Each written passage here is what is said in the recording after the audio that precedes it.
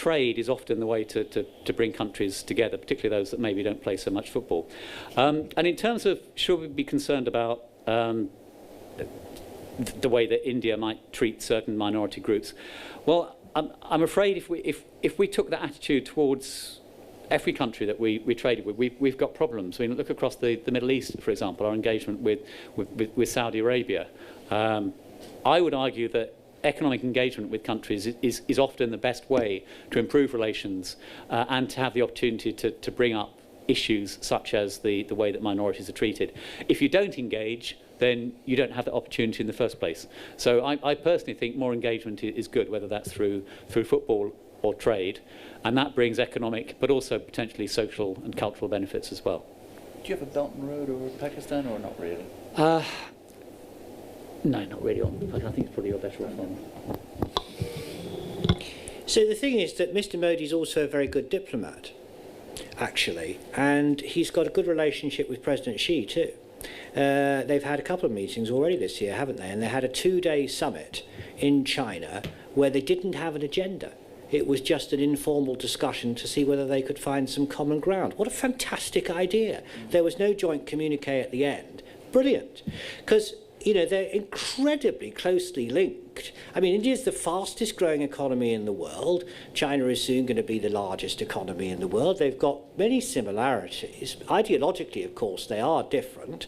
And there are disputes about ideology, and there are disputes about borders, and there are disputes about security. I think it's very interesting that you raised the question of Pakistan in that, because obviously India's great concern is that the Belt and Road Initiative will be a huge investment by China into Pakistan, which will mean that Chinese military strength and Pakistan's own military strength will be increased and become a security threat to India. And as you say, that idea of the string of pearls, Chinese military bases surrounding India, is something that causes great concern. We touched a little bit on that, didn't we, in the defence session earlier on. But I think it's very encouraging to see all the diplomatic activity that we've seen in Asia so far this year. One other thought about Pakistan is that the Inter-Korean summit and then the Trump-Kim summit that we saw earlier on this year was largely influenced by the diplomatic efforts of China. China has offered to host peace discussions between India and Pakistan. India has rejected that idea, and one can understand that if India perceives China as being very much a one-sided partner in that, well, very much, you know, leaning towards Pakistan in terms of its own strategic interests in the region. But it would be good to see diplomatic progress between India and Pakistan. Certainly that would be a benefit to both countries and indeed to the rest of the world. So, I think I might add my final thoughts before we end this session, that there's a lot to play for. The stakes are higher than ever, and unlike, I disagree with one panelist early on who said that really the UK is the only one who has interest in the bilateral and that it's on the kind of begging end. I don't see it that way at all, actually. I see a very complex game being played. You could call it a great game 2.0. But it's not quite like the old game. It's much more economic as well as geostrategic. And you have kind of Mackinder and Mahan alive and well in the Indo-Pacific in terms of the Belt and Road Initiative and how that's being used in geostrategic terms. I've seen recently a parliamentary submission saying that it wasn't meant to be a geostrategic, it's just a good bunch of projects. But then why is it enshrined in the Constitution of China? Why is it a platform that is received core interest? One of the very few kind of ones that, in other words, it means China's willing to fight over it. So I think this is a very interesting game. But it's also one that the stakes are very high. Investment and trade need always be about security, though, and I'm very pleased that actually, you know, it's very rare to hear someone point out that trade actually is also a way of bringing people together. So on that very high note, I'm pleased. We're going to say thank you to our panelists, but first, I'm very pleased that we have the Shadow Secretary of Trade, Barry Gardner, who's someone who probably knows even more than this panel about trade, and someone who will give some closing remarks to us and perhaps give some indicators of his thoughts on the trade relationship. So I'd like to both say thank you to this panel and welcome to Mr. Garner. So thank you.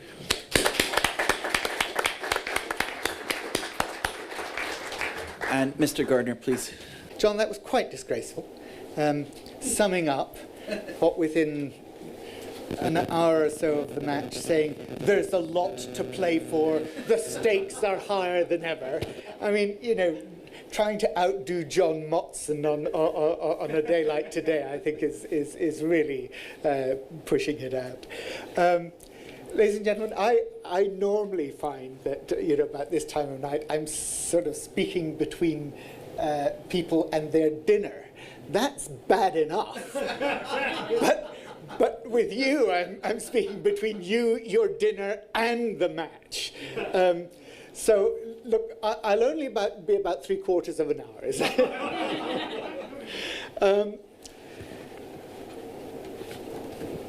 This has been a really strange mix, I have to say. It's interesting, we started off, Gareth was talking about the blocks on cooperation. And he said, basically, I mean, he was keen to ensure that all the things that you thought you were going to hear from people about visas and problems with visas, he wanted to counter first. Well, that's the FCO view of the world. You get your retaliation in first. But boy, did Champa and Sumatra do a number on him by coming back with the statistics. And I thought that was really interesting. But in that first session, Lord Bruce said to us, look, we want to be partners for growth, but trade and security policies are not aligned. And I think there's a real issue here. And I'm actually quite disappointed that we didn't tease that out more today. How much alignment in our trade and security policies do we need to have effective policies in both areas? There was a lot of talk about, you know, who manages to sell what to whom and why, but I don't think we got to the nub of that, and it's something I think that we need to explore, not just what are the what was the phrase that the blocks in cooperation or the glitches in our relationship are in terms of visas and stuff like that, but what are the real glitches in our security cooperation? Because they're there, we all know they're there, but it seems to me unless we actually identify what they are, then we're not going to be able to do the job of work that we need to do to overcome them. I have to say, at the end of the second session, I was crying out for somebody simply to identify sectors, because we'd had a lot about, you know, we talked about the facts of visa policies and immigration and education and so on. I mean, one of the big things that was left out of that, of course, was the fact that we are treating so many Indian students who get defrauded in this country by colleges that go bust, or that the government closes down. We then say to them, you've got 60 days to pay up front new fees to find another college and pay them up front before you become an overstayer. And when they don't manage to do it, instead of treating them as victims of crime, we treat them as the criminals.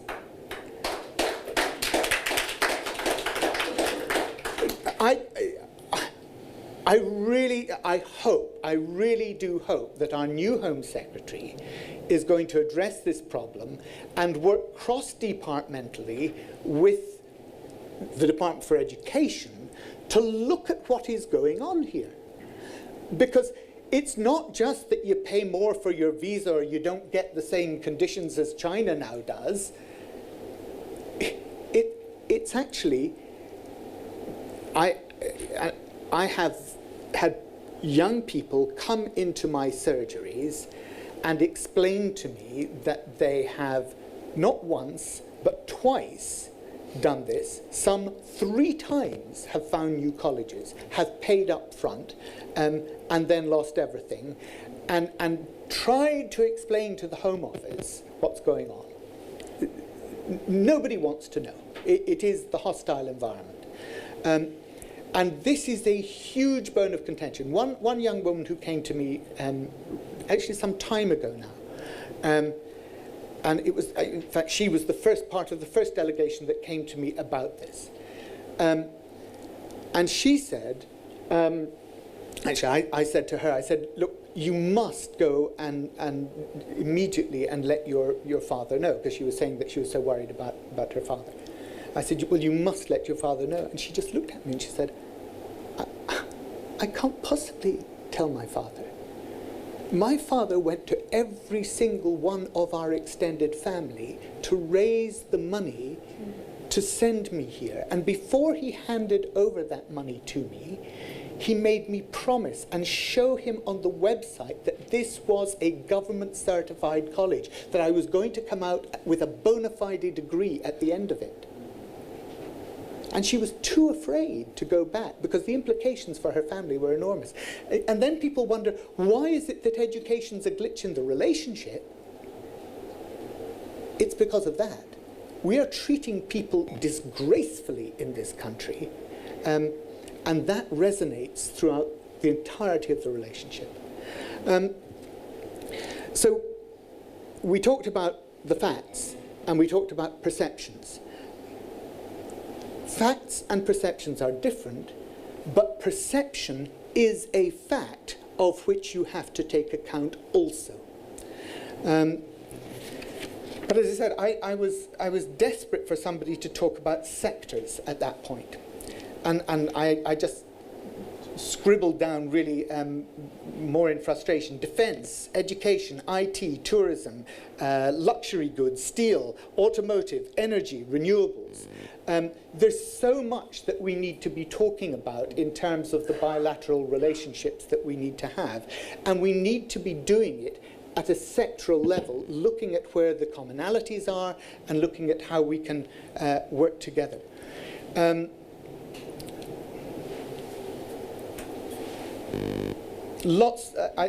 thought the following session was very interesting. The things that I would take out of that, we got on to talking about the Make in India program, and we got on talking about IP and the importance of intellectual property and protection of IP rights. Again, it seems to me it's one of the real glitches at the heart of the relationship that we have not resolved. These are the irritants in the oyster that we need to come to, at a government-to-government level. We need to sit down and say, how are we going to resolve this? What are the ways in which we can have some sort of security for our companies in terms of IP? Sorry, could I get there?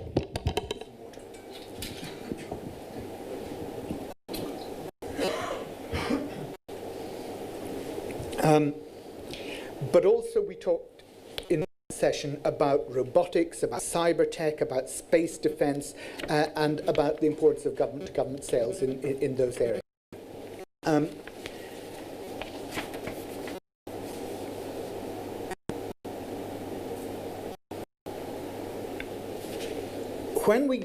Humphrey was the first person to talk about Russia.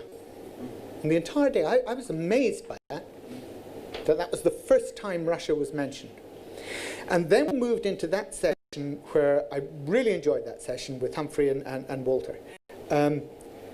It focused, interestingly, not on the UK and India. Did you notice that? It didn't focus on the UK at all. It focused on China and the US. Fascinating session. Trade routes. Talking about China maritime challenges. Really enjoyed stuff that you were talking about, Walter, in terms of the global. Because we have the most serious challenge to the multilateral rules-based order that we have ever seen, I think, in any of our lifetimes. And it's not simply at the level of TPP, which was mentioned, or indeed of NAFTA. It's not simply at the level of UNCLOS and what's gone on in South China Seas between Japan and China. NAFTA, TPP, Iran, Paris Agreement, the refusal to appoint appellate to the appellate court in the WTO. We're seeing the undermining of the WTO as the very framework for global trade. And that is hugely perhaps the most, well, I thought that was the most frightening thing until I realized that Trump was going to have to appoint another Supreme Court judge the other day, and I thought maybe that caps it. That's pretty frightening, the second Trump judge in the Supreme Court in the US. But in the WTO, basically, you can have up to 10. Normally, you would have 7 appellate court judges, because you need that to process through all the different claims and disputes. We're down to 4, and one of those goes at the end of the year. We cannot function as the WTO with 3 judges. So this is how serious the challenge is to the multilateral rules-based order. And I think the other thing I really wanted to sort of pick up from out of that session is the way in which it's not just about maritime challenges in the South China Seas and in the Pacific. Actually, what you have now, increasingly, is the focus on the Arctic.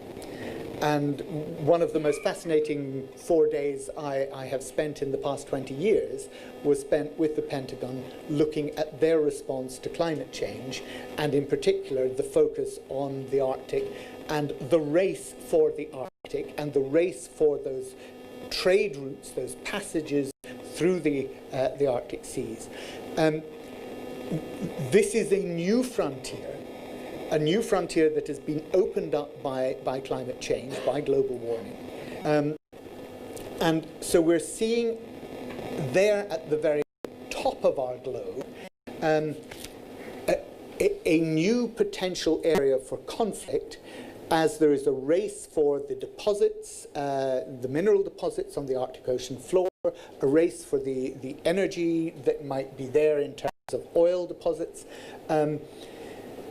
So we're looking at a new area of conflict at the same time as in the middle of our globe, we're seeing global warming dealing with desertification, increasing famine, increasing displacement of people, and the refugee crisis that has precipitating war as a result of the famine, and refugee crisis as a result of the wars. And if you look at the instability in Europe today, believe me, it does not simply come from Brexit. We have such a British-centric view of Europe. We really do seem to believe that on the minds of every European leader is the British question. Actually, what I find is that most of the people in Europe actually are saying, oh, for God's sake, are you still here? You know, you were nothing but trouble when you were in the EU. You know, you wanted your own veto, you wanted your own rebate, you wanted to be outside outside of Schengen. You know, just, you know, what was it that they said? You know, stand not upon the order of your going, but go at once. That has been the attitude to us in Europe. Now, look, I hold up my hand up. I'm a Remainer, okay? I wish we'd never. I never wanted to embark down this route. But I think if we look at the pressures on Europe at the moment, they are not simply coming from Brexit. And as a result of those pressures, the economic pressures, the pressures of migration that are taking place in Europe at the moment, the European Union that we end up leaving will be a wholly different European Union from the one that we voted to leave. And actually, I think it's a tragedy for Europe. I think it's a tragedy for the world, because we were a very strong voice of rationality and sanity within the European Union, and I think it's at a moment of real crisis for that union. It is an abrogation of what one could see as our global civic responsibility, that we are no longer going to be there participating in those decisions. But that then brings me on to the final session. What do I say about the Institute of Economic Affairs? Well, it was supposed to be talking about UK infrastructure cooperation.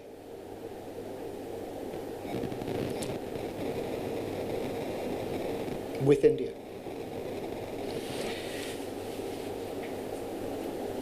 There was something interesting where Julian talked about cohesion and turned cohesion. I don't know if you noticed this. It's a very neat elision or a segue. He went from cohesion, which most of us would have thought as a good thing. Cohesion is holding together. It's doing things in an integrated way. And he then went from the word cohesion and cashed it out as two things: dominance by the European Union and a federal superstate. Now, I didn't, my Wi-Fi wasn't working down here, so I couldn't actually look up the word cohesion. But to me, that was a very interesting way of defining it, which I did not agree with. But I did agree with this. He said that ultimately he thought that Brexit was about taking back control. And I think that's right. I think there was a real sense in which people felt, and he articulated very clearly the four areas in which people thought that they were taking back control. Taking back control of their money, taking back control of their laws, taking back control of their of migration, and taking back control of their courts. And I think all of that is broadly right. And I think where I fundamentally differ with him is he said that Brexit was about taking back control, and he failed to pose the following question. Who do you then give control to? Who do you then give control to? Because the interesting thing about the way in which Brexit appears to be going, certainly if you followed the Institute of Economic Affairs view of things, and I don't know if you know this, because did you notice there were no problems with Brexit? Airbus clearly hadn't percolated through to you know, Honda were an irrelevance. But the IEA itself has said it would wipe out most of UK manufacturing. That's what they've said. It would wipe out most of UK manufacturing. That's fine as far as he's concerned, and I'm sorry he's not here, because I hate to speak ill of somebody who's not in the room. I'd far rather speak ill of them to their face. That's fine as far as he's concerned, because It is a balance of interest between the producer and the consumer wins. That's the view. And he was honest. He was honest because he said, look, actually, liberalizing, he talked about unilateral liberalization, unilateral free trade. Okay, we will just take down our tariffs, we'll take down our non-tariff barriers, we'll take down our quotas. Come, bring your goods to Britain, and our consumers will benefit from that.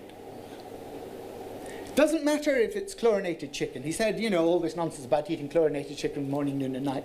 Yeah, but you'll get cheaper goods. The only thing is, if you work in manufacturing industry and you've no longer got a job, you can't buy the cheaper goods.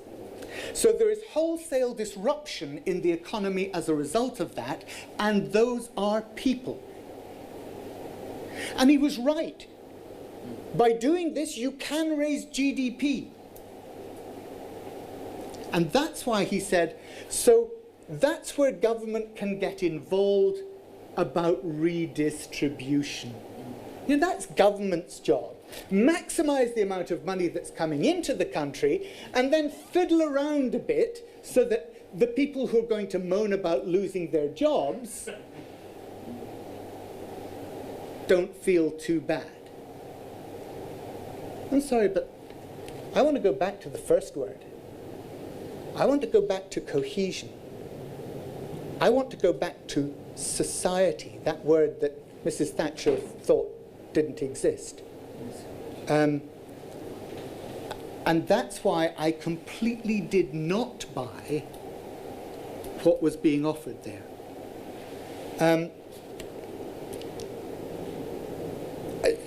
There's no point in going into the detail of the customs union, a customs union. I love the way he said, once that piece of the jigsaw is in place, pointing to the fact that we wanted a free trade agreement and streamlined customs arrangements after the weekend, after the Chequers meeting, once that piece of the jigsaw is in place. Well, it's been a long time trying to find that piece of the jigsaw, and they still haven't found it. I loved what you said about demonetization and about paying tax. Tax is the price we pay for a civilized society. And it's about equality. It's about equality. And government is not just about taxing people to redistribute the growing wealth and the growing GDP that our complete liberalization has engendered. It's about creating a structured society in which people feel they have an equal stake, in which people feel they have an equal right and an equal opportunity, and they are treated with dignity as human beings. And that's why tax and equality go together. There's a lot more I would like to say about today, because I'd have liked to have got on to talking about the sort of trade cooperation that we need. The trade cooperation that we need in terms of the new economy that the world is building. And we didn't talk about that because we didn't focus on the Paris Agreement, the one that Trump has pulled out from, amongst other things. Because the Paris Agreement has set the benchmark. It is a net zero world from 2050 onwards. And probably a good many of us here won't be here to see it, but by God, it's our responsibility to prepare for it. Because if we don't, our children will live with the consequences. And the only way for preparing for a net zero world is by looking at how you go to a low carbon and a zero carbon economy. And that is where the engagement, you know, when Modi in 2015 came to London and stood on the stage at Wembley and talked about the Suryaputra, the sons of the sun, talked about the global alliance that he wanted to build. What is it? You know, $20 trillion by 2030, absolutely poured into renewables globally. That's the sort of vision that we need to be driving forward the trade dynamic and the trade relationship between our country. And it was interesting, you know, you'd have thought that we in the UK, having had Modi announce it here, we'd have been one of the first to sign up to it. Yeah, well, in April when we did, we were the 62nd. And when we did, we brought zip. Somebody talked about the French and why Macron was treated so well. Well, he was one of the early signers, and when he signed up, I can't remember, I've got the figures here somewhere, when he signed up, 700 million euros he contributed. 700 million euros he contributed into that pot. We brought nothing. Now, we had leadership in renewable energy, we had leadership in this area, certainly on policy on climate in 2008. And that can be a huge driver. Remember Modi at the Vibrant Gujarat? The three issues for the next century: globalization, global terrorism, global warming. That's the alignment that we need in terms of our policies. I've enjoyed today. I've been frustrated by parts of today. And I wish that we could have got on to the things where there are real scope to talk sector by sector about how the trade partnership needs to develop. Perhaps that's for another time. Thank you very much. Barry, thank you very much. I do feel like we've just rather been told off by the headmaster. Having said that, he's absolutely right. You know, it's all very good. I think the responsibility of the knowledge industry, of think tanks, of academia is, yes, the vision thing, but the details matter. And, you know, his remarks brought home to me, and I hope they brought home to you, how important it is for us to get past some of the issues that we need to negotiate and find those sectors specifically that our governments could do more. And you've all been wonderful today. Again, I'd like to thank all the panelists who came and spoke. Again, a very big thank you to the Democracy Forum, to the Foreign Office, to Chatham House, RUSI, and to my lovely interns who've been helping you today, running around with microphones and pouring water. And the good old HJS, what would you do without them? We have drinks outside, which I know will refresh you. So thank you very much, everyone, and a big round of applause for everybody. Thank you.